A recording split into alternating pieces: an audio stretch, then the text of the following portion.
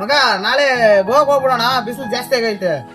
ನಿನ್ಗೆ ಗೊತ್ತಲ್ಲ ಮಚ್ಚ, 2 ತಿಂಗಳಿಂದ ಬೇರೆ ನನ್ ಕೆಲ್ಸಕ್ಕೆ ಹೋಗ್ತಾ ಇಲ್ಲ, ನನ್ನ ಹತ್ರ ದುಡ್ಡಿಲ್ಲ ಮಚ್ಚ. ಲವ್ ನಮ್ದು ಅದೇ ಕಂಡೀಷನ್ ಮಗ, ನನ್ನ ಹತ್ರ ಕಾಸಿಲ್ಲ. ನಮ್ ದೋಸ್ತಿಯಲ್ಲಿ ದುಡ್ಡಿನ ಮಾತು ಯಾಕೋ, ನಾನು ಇದೀನಲ್ಲೋ. ನಡೀರಿ ಹಂಗಾದ್ರೆ ಹೋಗೋಣ.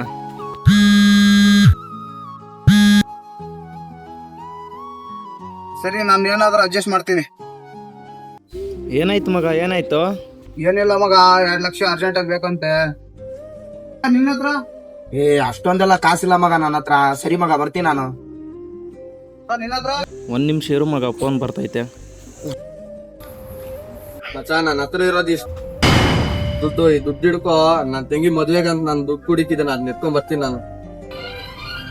ನನ್ಗೆ ಯಾವ್ದೋ ಫೋನ್ ಬಂದಿಲ್ಲ ಮಚ್ಚ. ಯಾಕೋ, ಏನಾಯ್ತು? ನನ್ನ ಫ್ರೆಂಡ್ಶಿಪ್ ನ ಚೆಕ್ ಮಾಡಕ್ ಹೋದೆ ಮಚ್ಚ.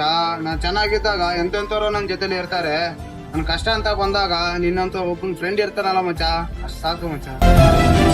ನಿಮಗೂ ಯಾವುದಾದ್ರೂ ಕಷ್ಟ ಬಂದಾಗ ಈ ಥರ ಫ್ರೆಂಡ್ ಇರ್ತಾನೆ, ಆ ಫ್ರೆಂಡ್ಗೆ ಈ ವಿಡಿಯೋನ ಶೇರ್ ಮಾಡಿ.